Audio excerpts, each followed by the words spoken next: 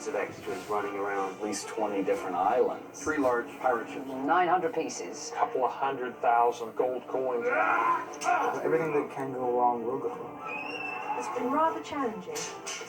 It was really fun. We get to do this. It's way more intense than anything I've done before. Excellent. I hope it's a real entertaining, fun ride. An epic Act C.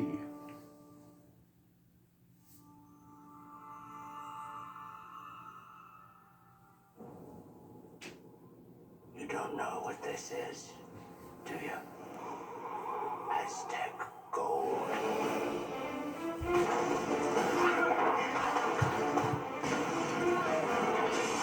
Agent Coulson, how do you feel about a pirate movie? Those don't come along that often. Sprawling, epic pirate movie.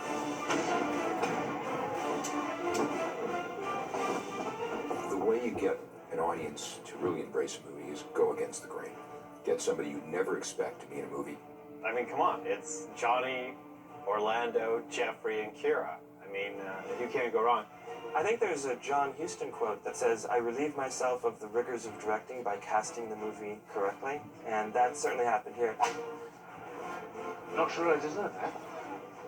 Giselle. It's sort of like a childhood dream, isn't it? Be able to be a pirate. Damn it, Jack, I was almost liking you. I know. I thought this guy has got to be just a dirty fighter. He just had a sword on his belt, probably from the time he was about 13, and just knew how to hack off heads and skewer people. The moonlight shows us all that we really are. She's a modern girl stuck in an 18th century world, so she's great fun to play. Will's love for her. He's quite straight-laced, but it's like if you imagine him in one of those kind of corsets that Kira wears. It's like really tight at the beginning of the movie, and he's like can hardly breathe, and everything's kind of really tense. As the movie moves through, and as Will kind of grows, he sort of starts to untie the lace, as it were, and he kind of starts to breathe more and kind of become more of a real person. As much as my daughter might like him, his prospects aren't very good, and I'd be much happier if she married Commodore Norrington. Norrington is basically the scourge of piracy in the Eastern Caribbean. Pirate? I suppose I bring light where there is dark, and air freshener to where pirates have recently vacated. It was so much fun, and it looks like so much fun when you see it. You know, you're going to come out there and go, be bubbling with excitement. I get the feeling that people don't really make films like this much anymore. What's missing now that was there in that golden age of Hollywood? It was those great character actors under contract. And that was what we did as we were writing this screenplay. We said, we're going to feature these guys, and we're going to make their characters a fun and interesting and important part of the story. Open fire! We've got so much in terms of this story and the characters, and who knows what and who doesn't know what, and who's going to take advantage of who. This is my first time on a Bruckheimer production, and it's quite impressive, I have to say. We want to make the film entertaining.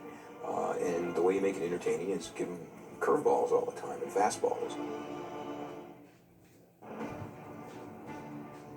It's called Pirates of the Caribbean, so you don't want to shoot it in Long Beach, you want to shoot it in the Caribbean. We had a location person that scouted all the way from the Bahamas and Puerto Rico all the way to South America to find the right look of the film. It's amazing when you scout a film like this, how quickly you realize that the world is, you know, insanely overpopulated. You just go out looking for a cul-de-sac shaped bay, and to find one that doesn't have a hotel, they just don't exist. We picked St. Vincent because it didn't have much. You know, it had a few piers in the water. We extended that one pier. We built a couple other piers, and then we augmented a couple of existing buildings, and then we added to the town so we could make it look like our Universal backlot. It was a huge challenge. We had to call upon some of the neighboring islands that kind of helped support the size movie we had. The airport only handles small planes, so we chartered a 747 and flew into St. Lucia, and then brought everybody over by boat. We brought about 400 people, and we, I think, bought about every hotel room on the island. And then we've hired several hundred of the local St. Vincent population to work on the crew as well. Everything that they say about water movies is true. Everything that can go wrong will go wrong. Just feeding the crew because as soon as you start shooting in the morning, you're 4 miles out. So suddenly you've got this kind of armada behind you trying to catch up, chasing you, just with sandwiches. We brought 99% of everything with us. Yeah, because we did a lot of manufacturing on this job. And the thing that's hard when you're doing a period piece like this is the availability of quantity. It's almost impossible. So what you typically have to do are research certain items and then manufacture them. These two guys on this platform looking that way, you guys looking out to sea. Marineland is a closed-up amusement park, and we built a fort there. So once we scouted the St. Vincent, we found the direction of the sun, and we found a location that matched that so that when we built our fort, the sun path would be exactly the same. That fort is made of cement and plaster skins. It's all a facade. It's all smoke and mirrors. The walls were all framed up with plywood behind them, and we put our skins on it. We knew that there was going to be a lot of talent up on the deck, so those were all framed in lumber and heavy plywood. Then we do a metal lath and a concrete base over that. So we basically used a stamping method, just like they stamp concrete for a driveway. Start the muzzle flash! We couldn't go to shoot an existing location because the pirates rampage, set it on fire, swing on the chandeliers. Hello, Poppy. It's all built from scratch. We built the interior location at the Raleigh Studios, Manhattan Beach, and then we built the exterior facade at Marineland, and then we built a miniature model to do a CG composite in the island at the location it is on the hillside. The cave set is one of the largest sets built on a stage in Hollywood. And it's a centerpiece in the movie because that's where the cursed treasure is essentially hidden. We were trying at that point to take a little bit of the Disney feel in the cave and the ride at Disneyland. So we came up with the concept that the Aztec gold is hidden in this volcanic cave in the mountains. It took about 5 months to build it, with over 100 craftsmen working on it. It was partly sculpted out of styrofoam and partly built with wood framed and plastered. And we have basically a little over 4 feet of water. So it's a difficult set to shoot in. It's very tight. I take a lot of pride in the fact that tank never leaked. I have an excellent crew, and that's what it's all about. I really feel in this film we had the cream of the crop of Hollywood, because everybody just thought it would be really cool to work on.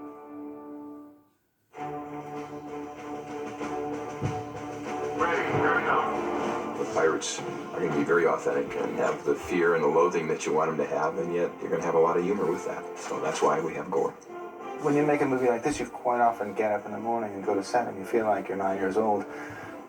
Back, in the movies that sort of influenced you when you were a child. Let's try that again. Not only are the sets vast and huge and everything, but when you fly out to the Caribbean and you see a whole bay built up to be Port Royal with, 4 or 5 huge tall ships in the harbour and hundreds of extras running around in uniform, and, the undertaking was so big. When I first heard of the film, I was given a call and I thought, Pirates of the Caribbean, are we going real? Are we going like Disneyland? So we got the script, and then we realized that it was going to be as a real a film as possible. When I walked onto stage 2 and saw the cave for the first time, the initial thing was like, oh, that's very big. But what immediately took over was how beautiful it was and how well designed. As soon as you start doing research, you find out all of this wonderful stuff about what really happened. You immediately say Caribbean Pirates, And then you start pulling up everything, and you see, you know, photos, and then you go from there, and then you say, well, if he looks like this, then he has to come from this. And his boat would look like this. Now, this thing will jump back at least 3 feet. My function is to integrate historical reality with movie reality. My area of expertise is primarily 1500 to 1900 general historical information regarding dress and custom, and then a specific expertise in military history as well. It goes on the thumb of the gun captain. So that's the prop. I spoke to props early on about all the appropriate types of swords and weapons. We have 2 types of swords principally, the short swords that you'd refer to as cutlasses, and what are called small swords, the long straight-bladed civilian and officers type swords. We have pistols, we have blunderbusses, which are like short firearms, carbines, and long muskets. Pirate's best friend. All the period pieces we pretty much built from scratch. Built over 72 cannons, 4 different sizes, all the carriages for the cannons, all the metalwork for them. Last time you left me a pistol with 1 shot. How is you right? Where is Jack's pistol? Jack's pistol was very important. Gore wanted a real pistol from the 1700s. So we started doing some shopping. He wanted the silver inlay to be the real stuff from the mid-18th century. The guns that we bought from a dealer in Connecticut, they were made in London by a fellow named Perry in 1760. Okay, let's go. Shooters, you ready? And then we did a rental with the other pistols through a company in Los Angeles, their reproductions. Our torment is near an end. The biggest set and one of the bigger challenges would be the treasure cave. And just trying to get the sort of quantity that Gore was looking for. This is a huge treasure. You know, these guys have been dumping this stuff here for years.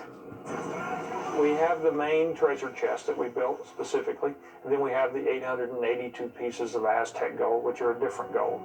And there was, like, I would say in the neighborhood of a couple of 100,000 gold coins that we put in there.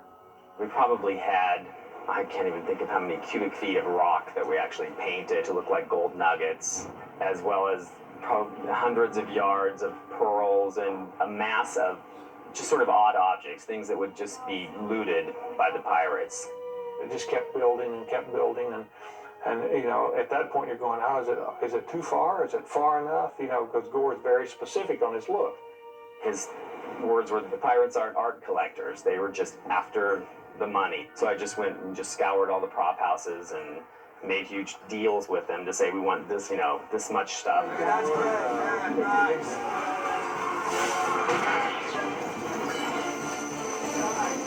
Excellent.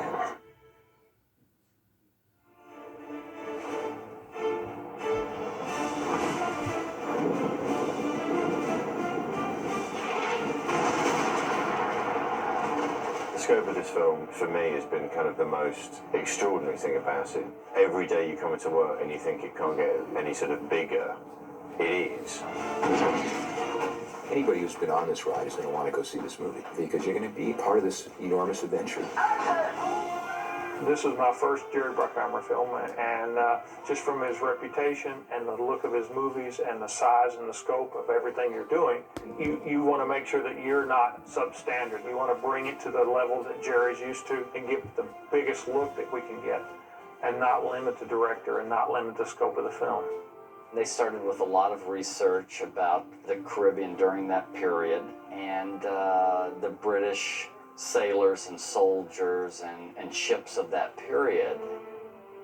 The film was written for 3 ships, mainly. We needed 2 military ships and 1 pirate ship. You know, we wanted the Dauntless to be like, you know, a 100-gun ship, and there just isn't one. So we ended up building sections of it on a barge and using models. Similarly with the Black Pearl, which had to kind of be iconic in its own right. It was the ghost ship. It's got shredded sails. It's got all these qualities. So we had to construct that ship. We also rented a real ship and ended up sailing it all the way down here to the Caribbean. The Lady Washington plays the Interceptor, the fastest ship in the British fleet. The Lady Washington is a period reproduction of the first American vessel to make landfall on the Pacific Northwest coast back in 1789. We went in and repainted the entire boat, changed the inside, cut gun ports for the cannons that we made for the boat. We made a ship's wheel, changed the stern of it. We changed the color completely. The color combination matched the same Royal Navy ship that we did for the Dauntless.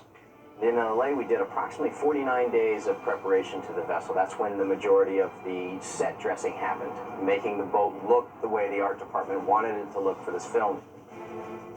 We're provided with all the blueprints from the art department, and they're pretty adamant about being very correct. We had 3 large pirate ships that we built from scratch, 2 that were actually seaworthy that we built on top of steel barges, and 1 that was built in the dome over at Long Beach.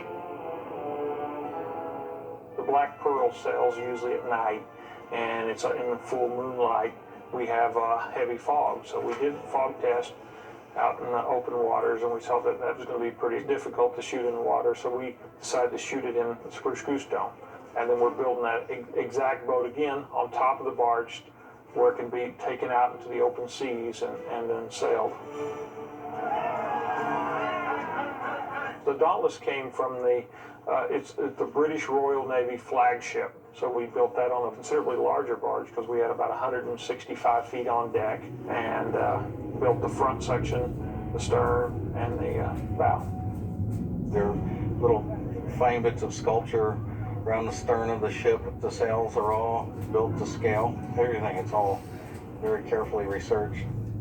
They hadn't told me that I'd be steering the ship until, basically, camera was rolling. It was really fun because we just sort of sailing this huge ship on the open seas. I just looked over my shoulder one time and there's Johnny at the wheel with the hat and playing with the gold teeth the whole look, and there's me just yanking on a rope going, I can't believe I'm doing this.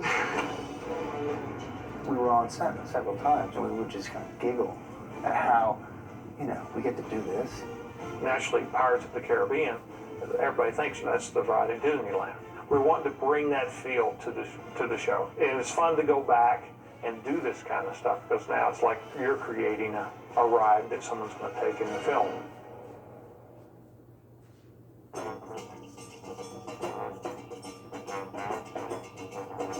Right, that's wig, isn't it?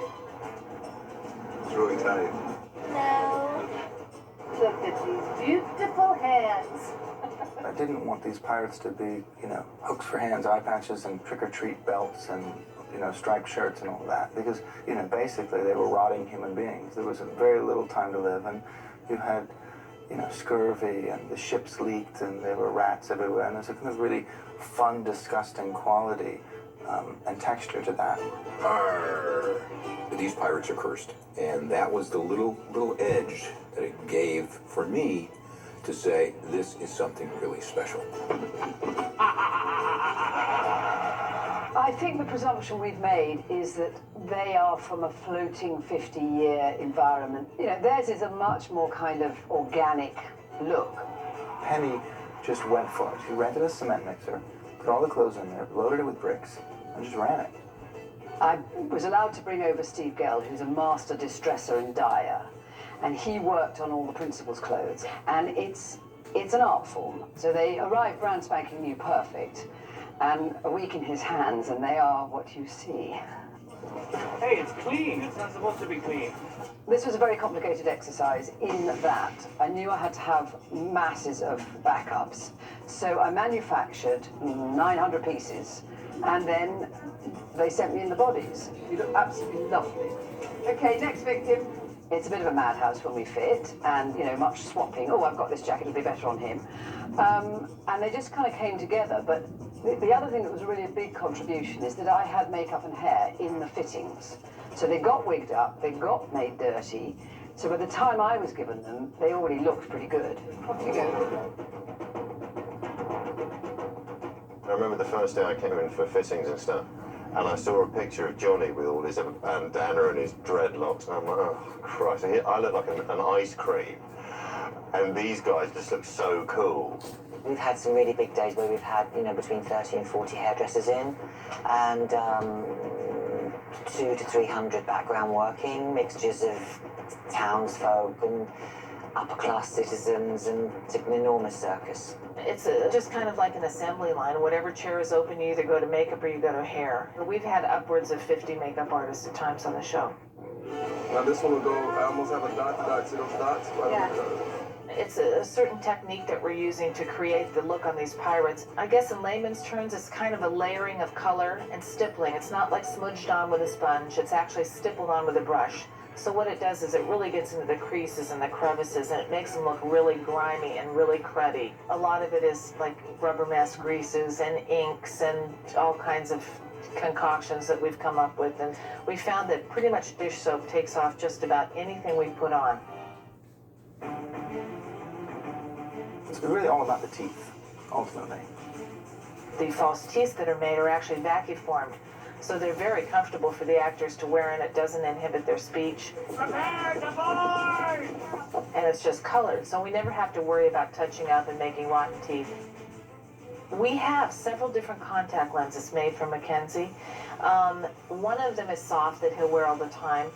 The hard lens really bulges out his eye, so he actually looks like his eye is protruding a little bit. But the idea is he has a wooden eye, and of course we have a lens technician with us all the time. Lee also wears contact lenses that are really, really yellow. He just looks so evil with these yellow eyes glazing. And the opera's one of those next. Jeffrey wears contact lenses as well. They're not quite as strong. It takes the brightness out of the eye, which gives him a real kind of sickly look. And Johnny actually has lenses that he wears too, but nobody would know it because I had contact lenses made for him that were actually sunglasses. And he wears those here when he's out shooting in the sun, so he's not squinting all the time. I'm gonna teach you to mean little pig. Jacoby is kind of an interesting guy because his beard is always on fire. We built a big beard for him, and within that beard we added these dreads that have wire in them with little copper sockets at the end, and we insert these incense wedges, and we fire those incense wedges up, and then he smokes the whole time. And it's kind of a big ordeal because every take we have to replace the incense and relight them. He's been burned a couple of times, and when he's doing action stuff, when his beard flips around, he might, burn somebody, or it might start part of his beard on fire, or singe. You kind of always smell burning hair around this guy.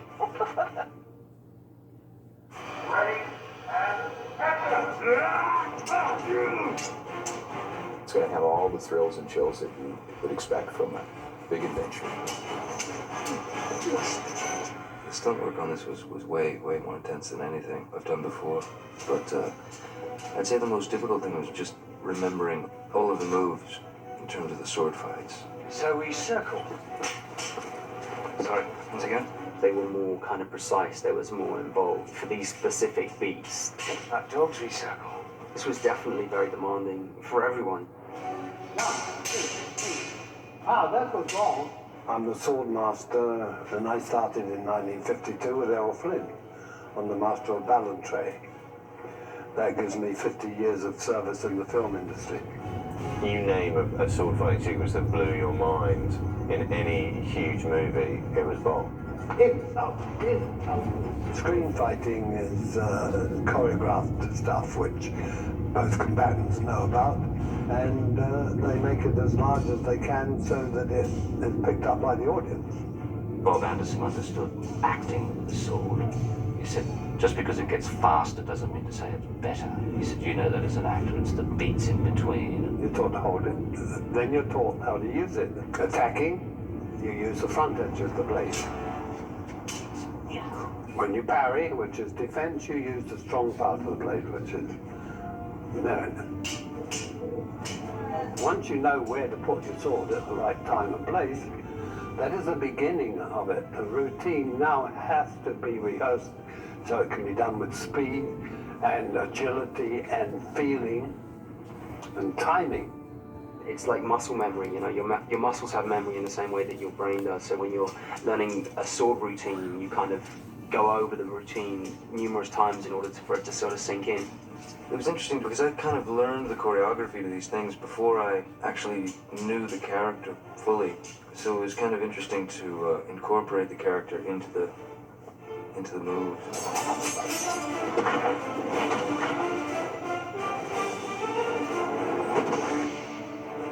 When I had my meetings with Gore, he presented his concept, and I got excited listening to Gore explain his vision of the project because he has the energy of a little kid.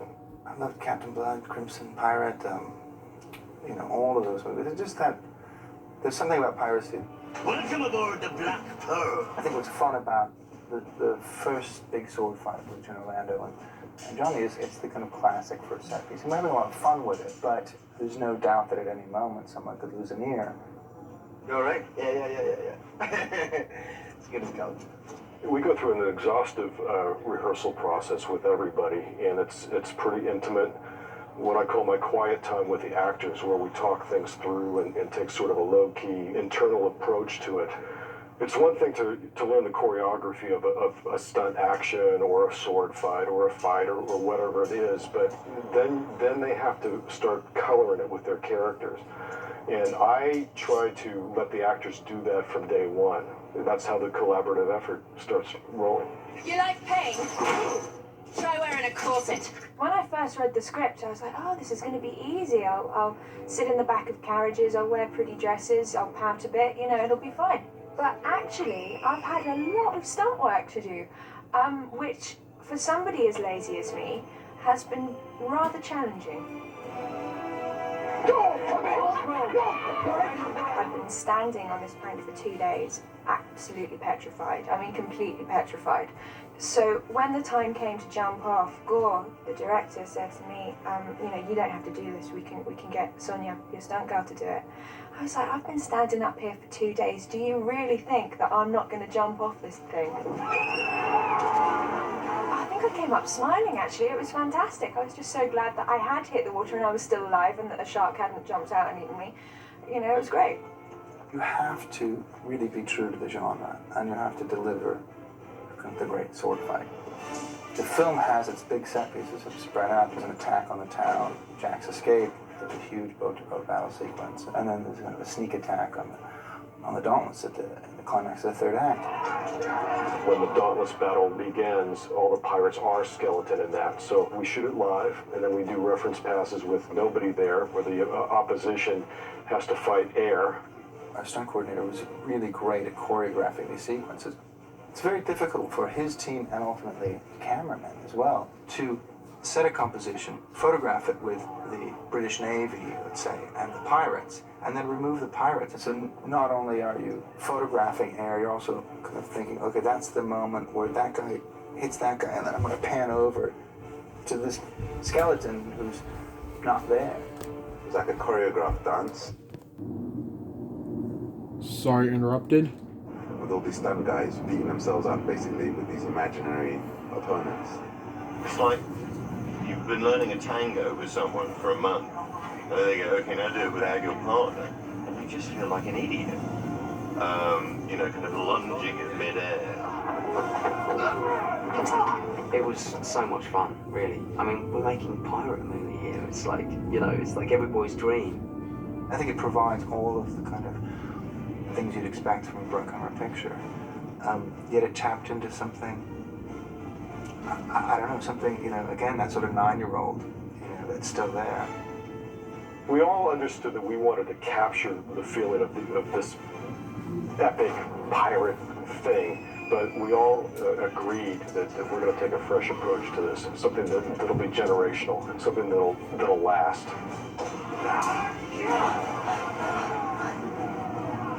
That's not very nice.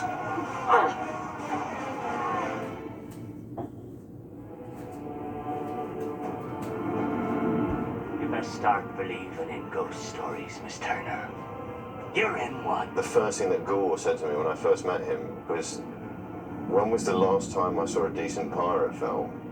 Action! If you look at kind of cinema history, Hollywood used to make these movies a lot. And then they just got too expensive.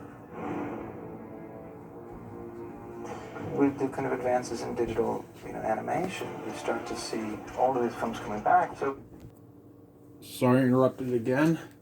you're basically taking what we've been doing in cell animation and making it photoreal. That's interesting.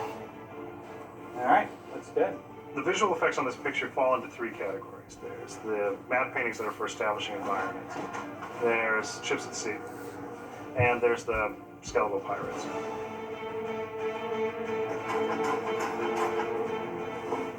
We ended up building miniatures of all three of the ships that are depicted in the film. Even though the Interceptor was a complete ship, we needed to build a miniature of it because there were a couple of scenes that just really couldn't be done with the Lady Washington. One of them is this big storm, but it represents much bigger swells than you really want to take the Lady Washington out into. This is certainly one of the biggest things we've done. We've got this 70 by 140 foot pool, 40 inches deep. The ship's mounted on a big rig that puppeteers it, and we have real scale sails, and we have big fans to fill them with air. We have dump tanks in here that hold 750 gallons of water. They're going to dump down that chute and basically hit the boat on the side, heeling the boat over. We also have 2 different wave makers in here. And this is all being done this way because it would be extremely expensive and extremely dangerous to do something like this in the open ocean. Another big thing that necessitated us building a model was that it gets blown up.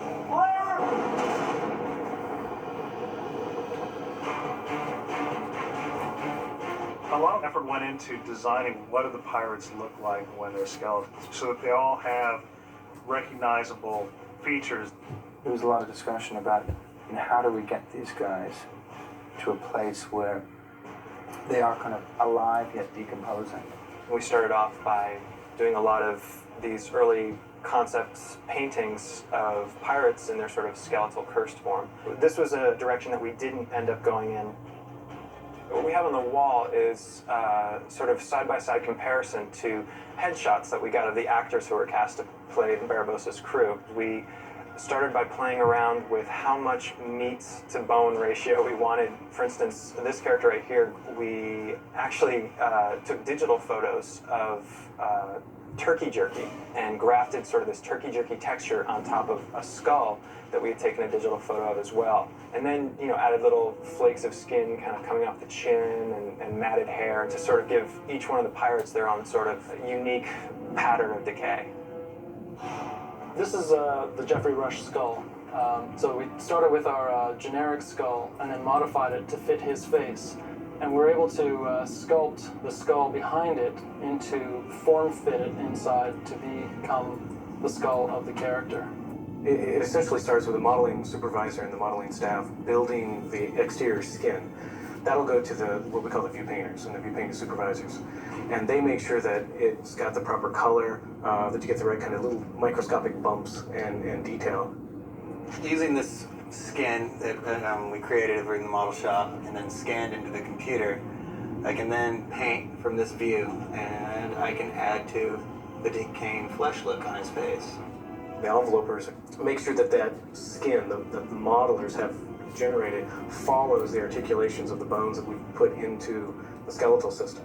Then we can continue to take other elements of their high-resolution geometry, such as the clothing, and start designing that so that if the creature spins around, the clothing will sort of move out a little bit or will collide properly against the body. When you marooned me on that godforsaken spit of land, you forgot one very important thing, mate. I'm Captain Jack Sparrow.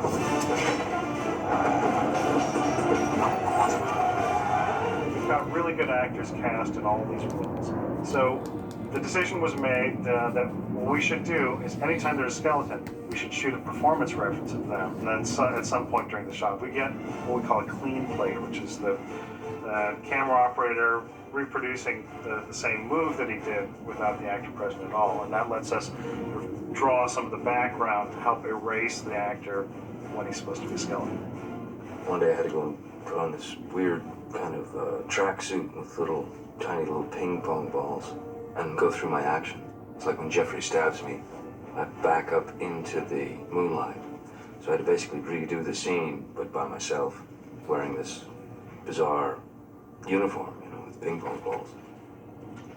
That's interesting. One of the big challenges I found in this movie is the detail that we have to mimic the actors' performances. That way we have something that's already been approved by the director, it's a performance that they're happy with, and it's also a performance that's done by the actor who we're trying to emulate in the shots. So what now, Jack Sparrow? We're to be two immortals locked in an epic battle until Judgment Day and the trumpets sound.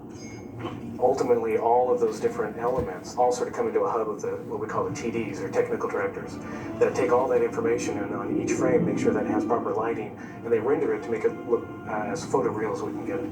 I hope we take it to a new level. I hope we take a pirate movie and the Schwarzenegger part of it to a new level, and that's our intention.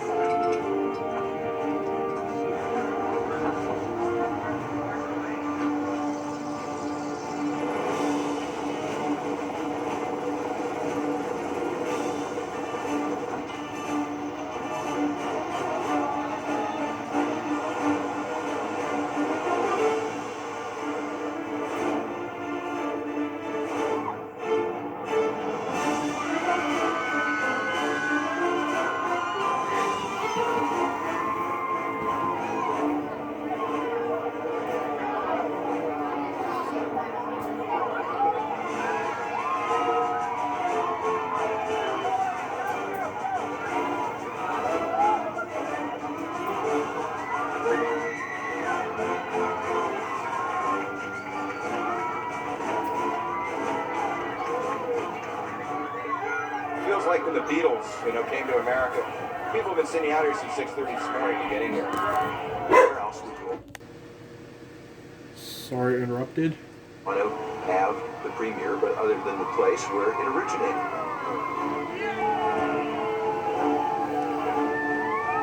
This is the first time I've come to Disneyland, and it is a slightly surreal way to see it for the first time. The outdoor theatre thing will be absolutely amazing, and I think everyone's going to have a great time tonight. Did you guys buy out all the red carpet in LA, in the world?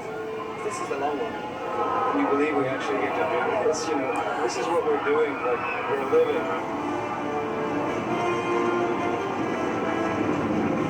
Ladies and gentlemen, boys and girls, the film is about to be